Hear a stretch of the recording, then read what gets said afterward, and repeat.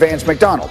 McDonald returned a positive test on Monday after playing 20 snaps against the Cowboys on Sunday. This obviously is of enormous import. The Steelers are the only unbeaten team left in the NFL. My insider, Dan Graziano, what is the latest? The close contacts, Ben Roethlisberger and the other three players that were announced yesterday as close contacts, have to isolate for 5 days and continue to test negative for 5 days from their last contact with Vance McDonald, which we presume was Sunday. So Monday, Tuesday, Wednesday, this would be day 3. Thursday, Friday, if they test negative all those days, they could return to the team on Saturday and play in Sunday's game. This is all still possible.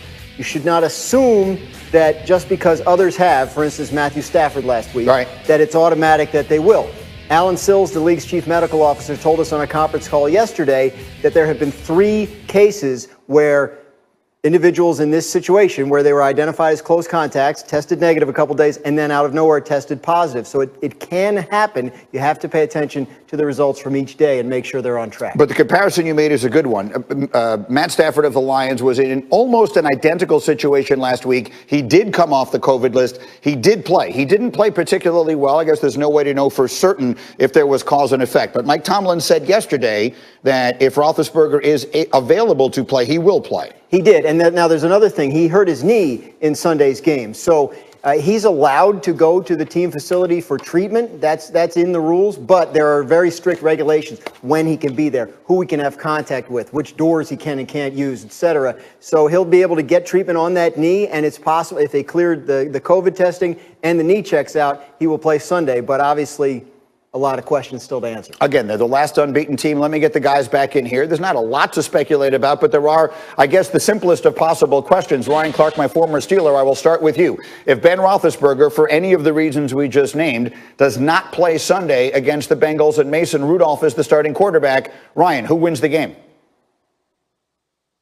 You want to say the Pittsburgh Steelers, but listen, with the way the Bengals have played lately, Joe Burrow especially, this is a game that the Steelers can lose. When you look at what you saw last week against the Dallas Cowboys, without Ben Roethlisberger late in that game, I don't believe that the Steelers pulled that one out. And so now you insert Mason Rudolph. The thing that they do have, they have played with Mason Rudolph and a guy like Duck Hodges with this team constructed the way it was last year and went 8-8. But I think this game becomes exceedingly difficult if Ben Roethlisberger doesn't play, and this is an opportunity for the Steelers, who are undefeated to this point, have a hold on the AFC North and the first spot in the playoffs in the AFC, to lose it without Ben Roethlisberger, because it will be tough to beat a game Bengals team. Yeah, it is an unprecedentedly significant year to be the number 1 seed. Remember, the playoffs as constructed, only one team would get a bye. The Chiefs are only 1 game back with only 1 loss. Dominique, who wins the game Sunday if Ben doesn't play? Ryan is particularly hard on the ones that he loves, I think, because I don't think that the Steelers should be concerned at all, even if it's Mason Rudolph out there. That defense is really good. I think the Bengals have gotten a lot better, but it seems like the Bengals are a not very good team with a potentially great player, whereas the Steelers are an extremely talented team with a potential question mark at quarterback. I think the Steelers win this game. They whipped Joe Lewis's tail. They whipped Joe Lewis.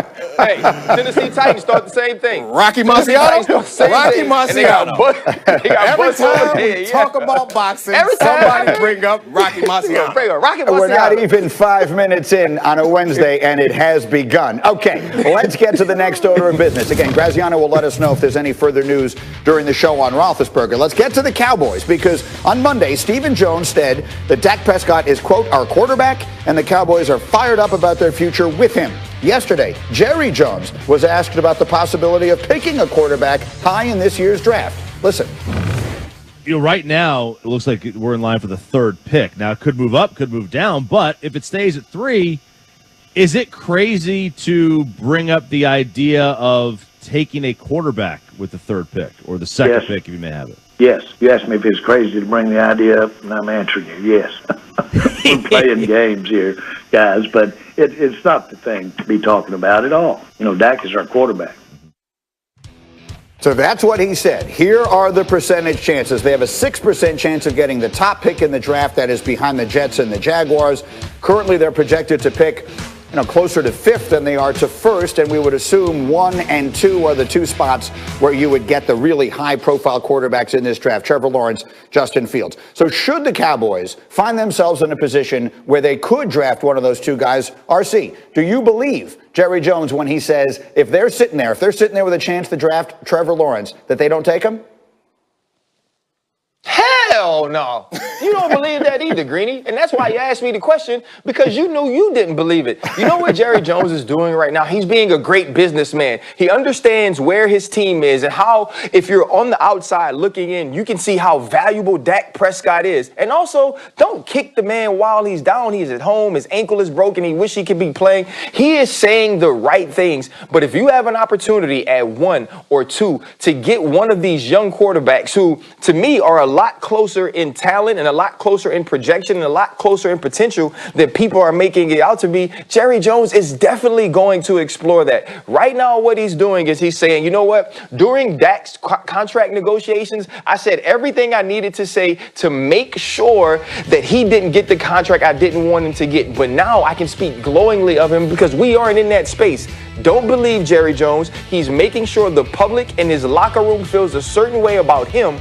But when it comes time to do business, Jerry Jones is going to do what's the best business for the Dallas Cowboys, not for Dak Prescott. Okay, so I did expect you to say that, which then brings me to Dominique Foxworth, who doubles as the president of the Dak Prescott fan club on this program. So I want you to tell everyone, Dominique, just how crazy it would be to turn away from Dak and turn to Trevor Lawrence next year.